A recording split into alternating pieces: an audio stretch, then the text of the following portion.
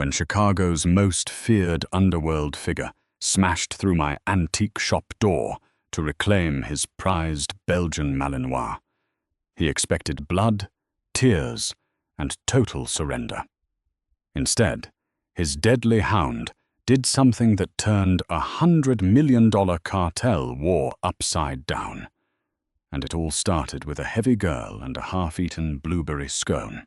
The floorboards beneath Chloe Donovan's feet didn't just creak.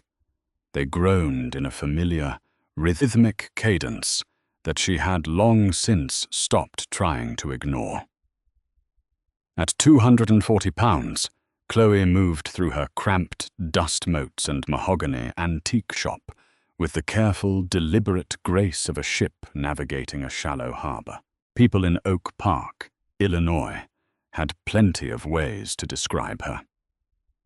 The quiet girl at St. Jude's, the older ladies at the bakery would say, lowering their voices just enough so the syrup-thick sweetness of their tone couldn't hide the pity. A shame about her frame. She has such a pretty face. Chloe heard it all. She heard it when she bought her oversized cardigans at the department store. She heard it in the brief, hesitant pauses when men looked at her during city council meetings, and she heard it in the silence of the empty brownstone apartment above Donovan's relics, where she lived alone with her grandmother's old recipes and a radio that only played jazz. She had built her life behind a fortress of velvet drapery, brass clocks, and the thick, comforting smell of beeswax polish. Out here, on the leafy edge of Chicago's suburban sprawl, the world was predictable.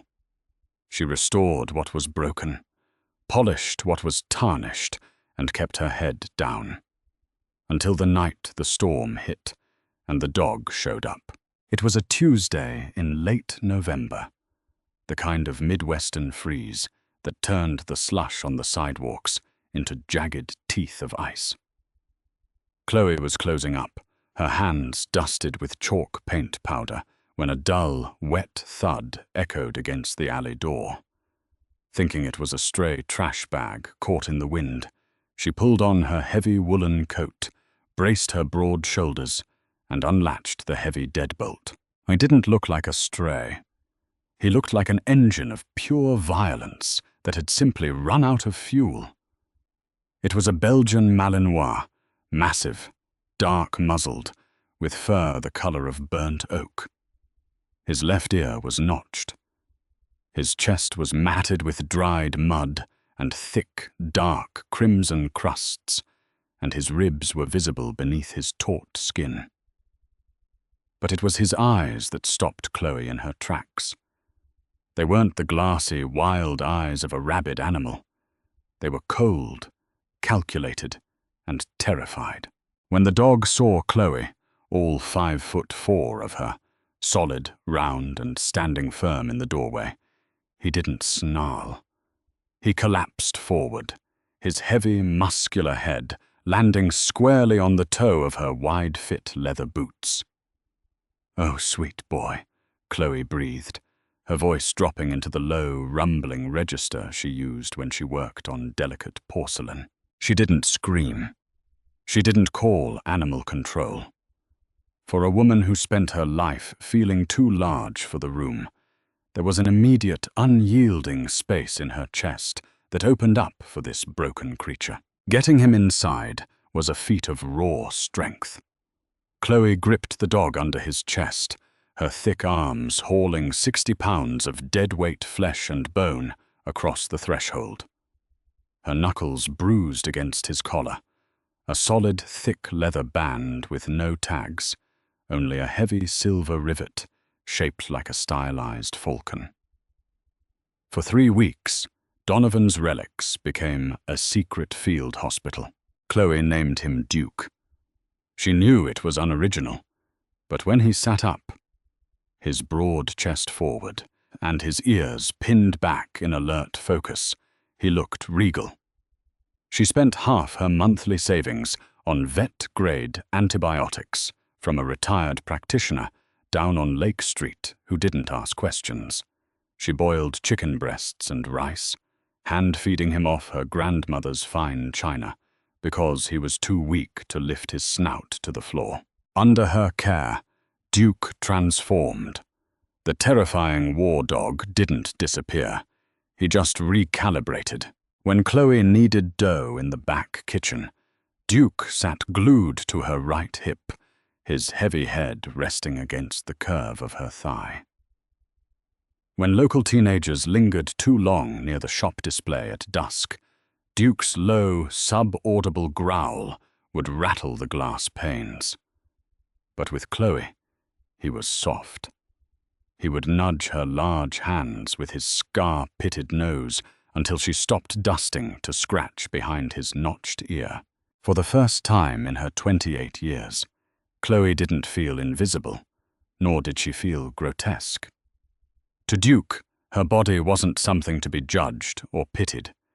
Her size meant safety. Her warmth was absolute. Her weight was an anchor in a world that had clearly spent a long time trying to tear him apart.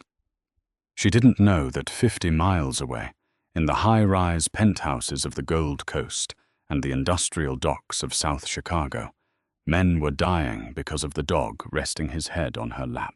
The snow came down in sheets on December 18th, burying the street lamps under white caps and muffling the sound of the city.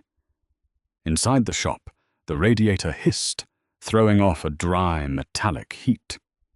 Chloe was sitting on an upholstered mahogany bench, her thick legs crossed at the ankles, eating a hot blueberry scone she'd bought from the bakery across the street. Duke was sprawled across her boots, his tail giving 2 slow, rhythmic thumps against the floor every time she tore off a piece of crust and handed it to him. Then the air in the room changed. It wasn't a sound at first. It was a drop in barometric pressure, followed by the heavy, synchronized thud of 4 pairs of combat boots on the icy front porch. Duke went from dead sleep to a lethal, low-slung stance in less than a quarter of a second. A sound emerged from his throat, a wet, guttural rattle that made the antique tea sets on the shelf above Chloe's head vibrate. Before Chloe could push her heavy frame up from the bench, the front door's heavy brass lock gave way with a deafening crack. The door slammed inward, sending a shower of wood splinters across the oriental rug. Snow whipped into the room, bringing with it the stench of high-end cologne, wet leather, and gun oil. 4 men stepped into the warmth of the shop. 3 of them wore tailored charcoal coats over dark tactical vests, their hands gloved, their faces cold and blank. But it was the 4th man who made the air drain out of Chloe's lungs. I was tall, easily 6'3", with a physique that looked cut from granite. Hair the color of slate was slicked back from a face carved with harsh, angular lines. A jagged white scar ran from the edge of his left eye down to his jawline, a brutal line against his sun-darkened skin.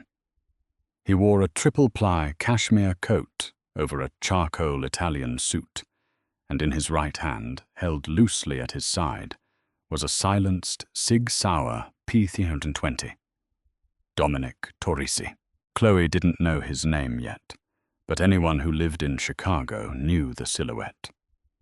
The Torrisi Syndicate wasn't an urban legend. They owned the docks, the logistics hubs, and half the judges in Cook County.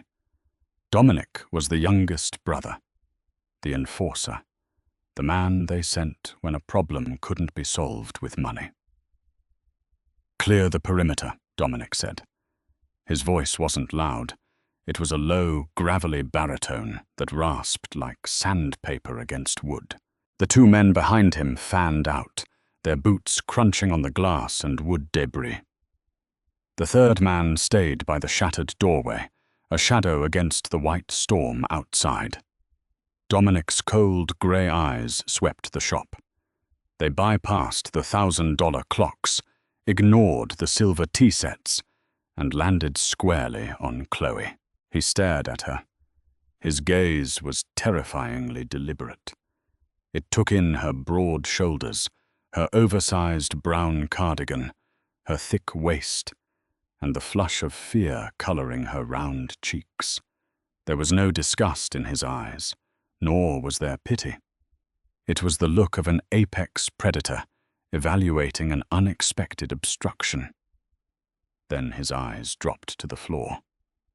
"Ares," Dominic whispered. Dominic. The dog didn't move toward him. Ares, the dog Chloe called Duke, remained grounded between Chloe and the men. His teeth were bared, a terrifying display of white bone and pink gum. Dominic took one step forward, his leather-gloved hand extending slightly. "Ares. Heel.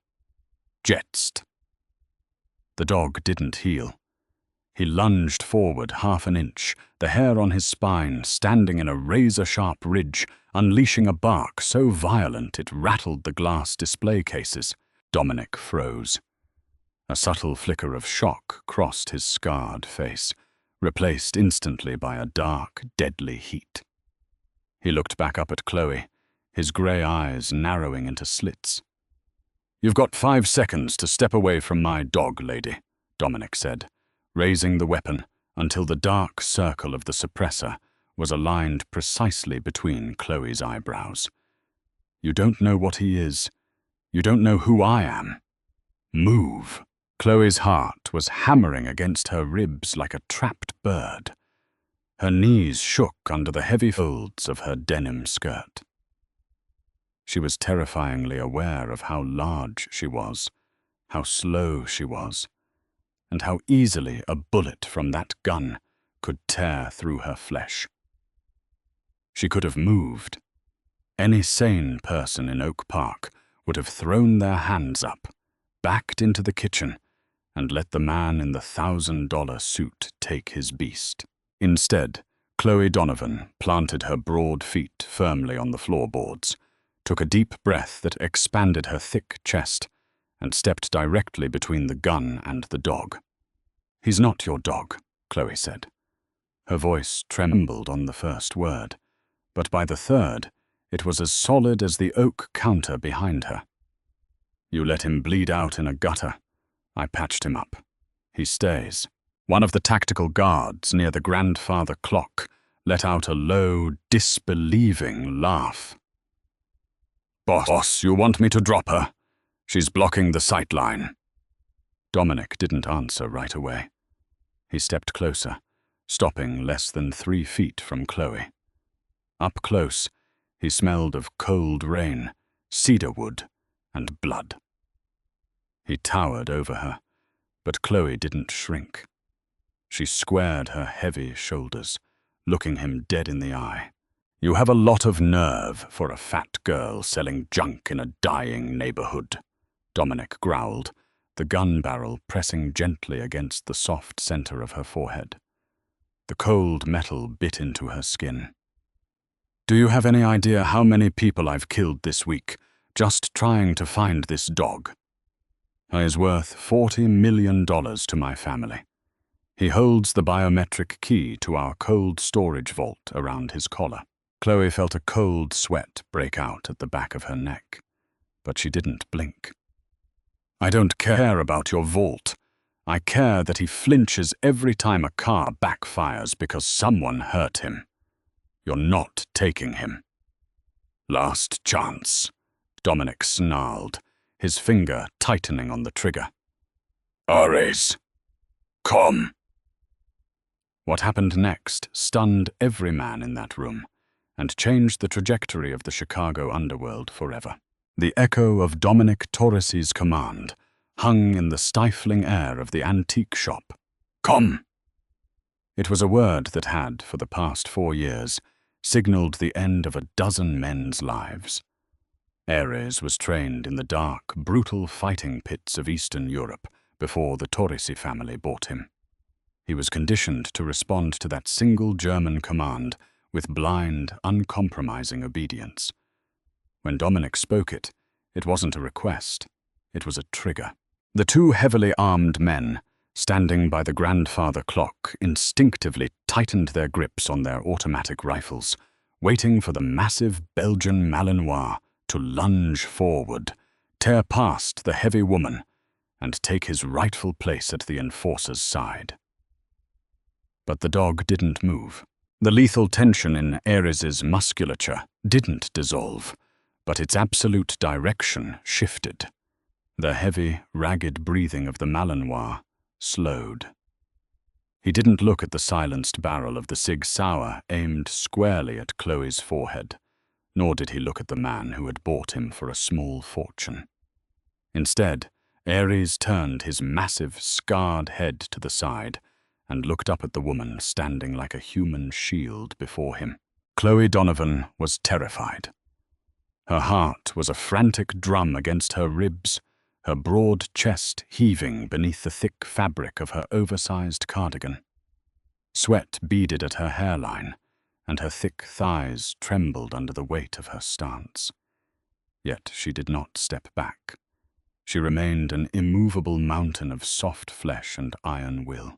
Ares let out a low, soft whine, a sound Dominic had never, in 4 years of warfare, heard the dog make. The beast pressed his dark muzzle gently into the palm of Chloe's trembling hand, an anchor of warmth against her cold skin.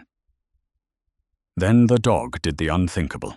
With a sudden, violent jerk that made Dominic's trigger finger flinch, Ares twisted his head down toward his own chest. His powerful jaws opened wide, exposing lethal white canines, and snapped shut over the thick, Kevlar-reinforced leather of his own collar. The tactical guards gasped, one raising his rifle in sheer confusion. Ares planted his front paws firmly onto the oriental rug, growled through his teeth, and pulled backward with the raw, explosive force of a freight train. The sound of tearing leather and snapping steel wire cracked through the silent shop like a gunshot. The heavy silver rivet, the stylized falcon that housed the biometric chip to the Taurasi Syndicate's $100 million cold storage vault, popped loose. Ares ripped the collar completely off his neck. He spat it onto the floorboards with a wet thud. The silver falcon rolled across the warped wood, coming to a dead stop exactly 1 inch from the toe of Dominic Torres's polished leather shoe. The dog had surrendered the empire. He had traded $100 million and his place in the most feared crime family in Chicago to stay at the side of a heavy, quiet antique restorer who smelled of beeswax and blueberry scones. Having delivered the ransom, Ares turned his back on Dominic entirely, pressing his massive, muscular shoulder against Chloe's thick calves in a protective stance, facing the door. Dominic stood completely frozen. The gun in his hand wavered, dropping a fraction of an inch for a man who built his life on absolute control. The sight of his ultimate weapon, freely breaking its own chains, was a psychological earthquake. His cold, grey eyes darted from the silver falcon at his feet to the broad, terrified face of the woman who had somehow undone years of violent conditioning with nothing but kindness and a safe place to rest. "He chose you," Dominic whispered, his gravelly voice stripped of its menacing edge, replaced by a haunting disbelief. "He actually chose you." "I told you," Chloe breathed, her voice cracking but her posture unyielding. "He's not your dog anymore." Before Dominic could process the profound weight of that moment, before he could bend down to retrieve the biometric key that would secure his family's survival, the street outside exploded. It started with the screech of heavy tires tearing through the snow-packed intersection of Harrison Street. Then came the unmistakable deafening roar of automatic gunfire. The front display window of Donovan's relics shattered into a million glittering diamonds. Bullets tore through the mahogany storefront, shredding the antique velvet drapery and exploding porcelain vases into clouds of white dust. The Callahan cartel, the Irish syndicate that had been hunting the Torreses for the vault key all winter, had found them. "Get down!" Dominic roared, all traces of philosophical shock vanishing as his survival instincts ignited. He didn't aim at Chloe. Instead, Dominic lunged forward, grabbing the thick, heavy fabric of her cardigan and violently hauling her massive frame behind the solid oak counter. It was an act of pure, reflexive protection. As they hit the floorboards together, the space where Chloe had been standing a millisecond earlier was chewed to splinters by a hail of 5.56 rounds. One of Dominic's tactical men, near the door, didn't make it. He was caught in the crossfire, falling backward against a display case of vintage watches. The other guard returned fire, his rifle spitting bright flashes of orange into the blinding white snowstorm outside. "Declan Callahan's crew!" the surviving guard shouted over the deafening noise, dropping behind a cast-iron stove. "They've got the perimeter surrounded, boss. 3 SUVs. Ayres didn't cower. The dog was a ghost in the chaos, instantly reverting to his combat training. But this time, his perimeter was exclusively Chloe. He crouched over her, his body shielding her head as glass and plaster rained down around them. Dominic was on one knee, returning fire with his suppressed Sig Sauer, picking off a shadow advancing up the porch. "We need to barricade that door, or they'll breach in 10 seconds, he yelled, ejecting an empty magazine and slapping a fresh one into the grip. "We're sitting ducks in this wood box." Chloe's ears were ringing. The smell of cordite and copper filled her lungs, choking the familiar scent of her shop. She looked at the shattered doorway. The only thing standing between them and the heavily armed cartel outside was an empty space. To the left of the door, leaning against the brick wall, was an 18th century cast iron and solid mahogany wardrobe. It weighed over 800 pounds. It had taken 3 professional movers using a hydraulic dolly to position it there. "The wardrobe!" Chloe screamed over the gunfire. Dominic glanced at the massive piece of furniture, then fired 2 more shots out the window. "It's bolted or too heavy. I can't move that on my own, and my man is pinned down." "I am not going to die in my own shop," Chloe roared. The terror that had paralyzed her moments before evaporated, replaced by a white-hot surge of adrenaline. Society had spent her entire life telling her that her size was a weakness, a burden, a tragedy to be hidden. But right now, her body was a weapon of mass physics. Chloe scrambled out from behind the safety of the counter. "What the hell are you doing? Get back down!" Dominic yelled, reaching for her. She ignored him. Keeping her head low, Chloe threw her heavy, solid frame across the floor, sliding through the shattered glass until she reached the base of the massive wardrobe. She didn't try to push it with her arms. She turned her back to it, bent her thick knees, planted her wide-fit boots firmly into the grooved floorboards, and pressed her broad shoulders and back against the solid mahogany side. "Cover the window!" she screamed. Dominic, stunned by her bravery, laid down suppressive fire, forcing the Callahan gunmen to duck behind their SUVs. Chloe closed her eyes, took a deep breath, and drove her massive legs upward and outward. For a second, nothing happened. Then, with a deafening screech of iron dragging against wood, the 800-pound wardrobe shifted. The muscles in Chloe's thick thighs burned, her boots digging into the floor. She let out a guttural roar, pushing with the entirety of her 240-pound frame, weaponizing every ounce of the weight she carried.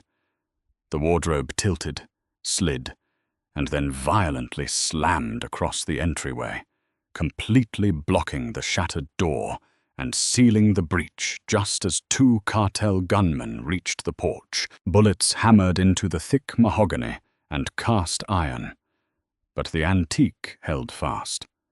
Chloe collapsed to the floor, gasping for air, her clothes covered in plaster dust and splinters. Dominic stared at her, his cold, hardened eyes wide with a sudden, profound reverence. He had known women who were beautiful, women who were lethal, women who were cunning.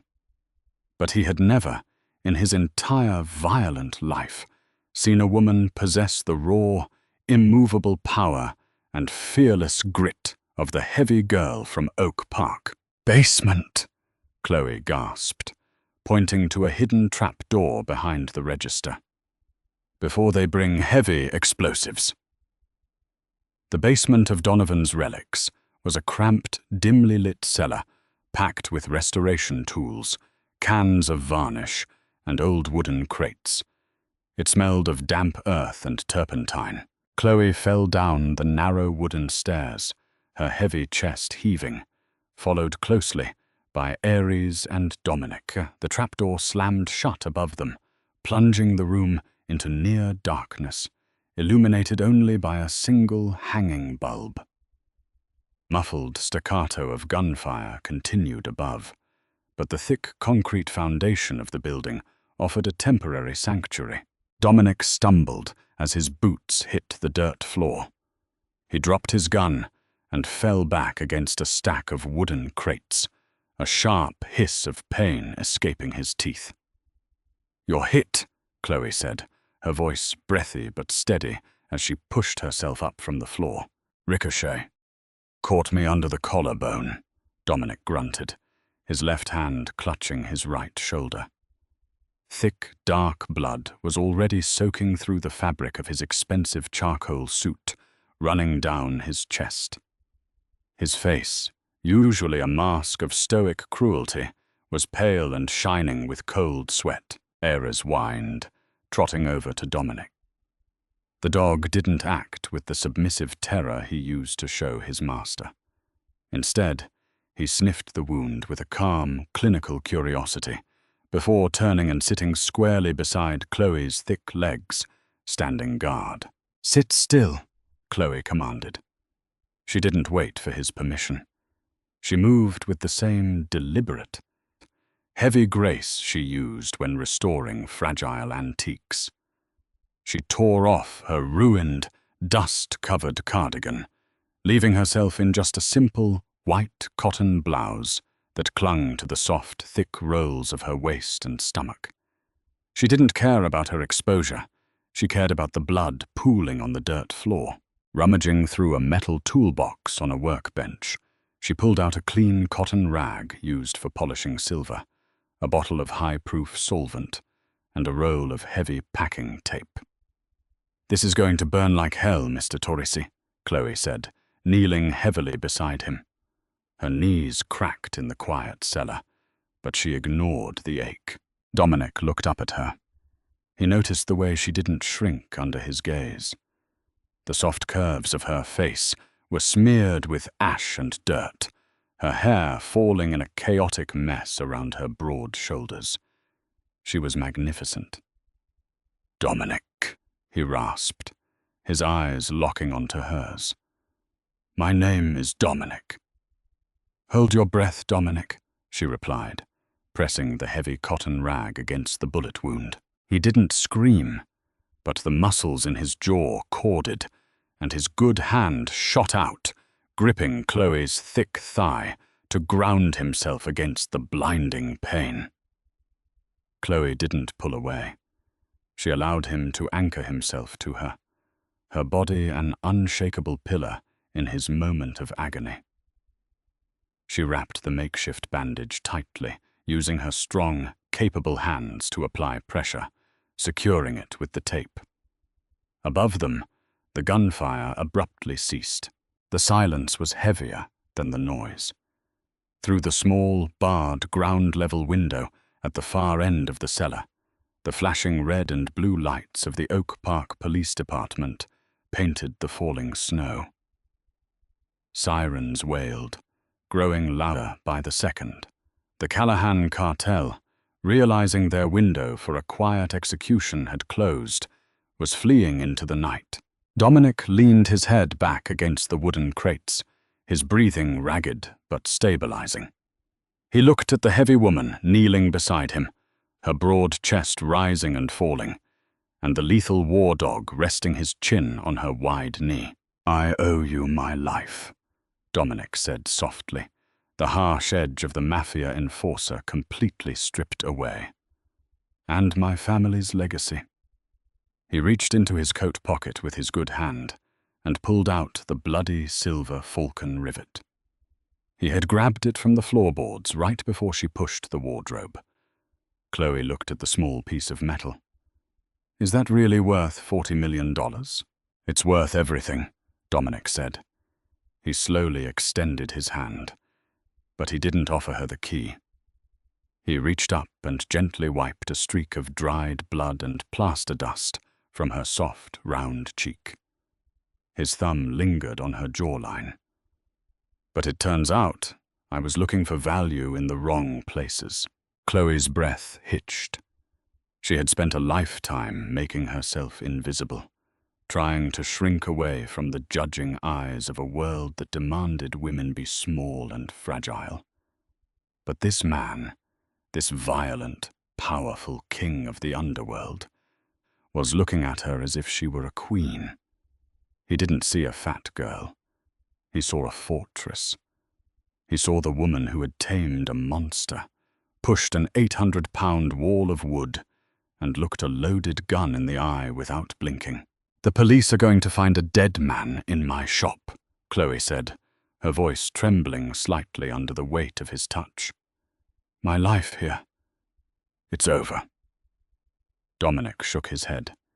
He pulled himself up, wincing, until he was eye level with her. "Your life here is done. But you're not ruined, Chloe. I protect what is mine. And from this night forward, no one in Chicago will ever look at you with anything less than absolute respect." He glanced down at Ares. "Keep the dog. He chose his master, and he's got better taste than I ever did." 2 days later, the news of the Harrison Street shootout dominated the Chicago Tribune. The official police report cited a gang-related drive-by, noting that the antique shop owner had miraculously survived by hiding in her basement. No mention was made of the dead body. Dominic's cleaners had removed the tactical guard long before the police breached the barricade. The Torresy Syndicate used the biometric key to access their cold storage, crushing the Callahan cartel financially. Within a week, Declan Callahan disappeared, and the Torreses reclaimed their throne at the top of the city. But for Chloe, the true shift happened exactly 1 month later. She was standing outside the boarded-up windows of Donovan's relics, holding a leash connected to a heavy leather collar around Ares's neck. The winter air was biting, and she was resigning herself to the daunting task of figuring out how to pay for the contractors. A sleek black town car pulled up to the curb. The back door opened, and Dominic stepped out. He wore a heavy wool overcoat, his arm in a sling beneath it, the scar on his face sharp against the morning light. Ares didn't growl. The dog simply sat down next to Chloe's heavy boots, tail wagging slowly. Dominic walked up to her, holding a small white paper bag from the bakery across the street. He handed it to her. The smell of a warm blueberry scone wafted into the cold air. "My contractors are arriving in 10 minutes, Dominic said, his grey eyes locked onto hers with a warmth that would have terrified his enemies. "They're going to rebuild the shop. Better wood, bulletproof glass, thicker walls." Chloe looked down at the scone, a soft blush rising in her round cheeks. "You didn't have to do that." "I know," Dominic said softly, stepping closer until she could feel the heat radiating from him. "But a man needs a place to go when he wants to step out of the cold. And I've found the only fortress in Chicago that actually makes me feel safe." Chloe Donovan smiled, breaking off a piece of the pastry and handing it down to the dog. She wasn't invisible anymore. She was large, she was immovable, and for the first time in her life, she was exactly where she was supposed to be. If this story showed you that strength comes in all shapes and loyalty is found in the unlikeliest places, do us a huge favor. Hit that like button, share this video with someone who loves a great twist, and don't forget to subscribe and ring the bell notification. Drop a comment below telling us what you would have done in Chloe's shoes. See you in the next story.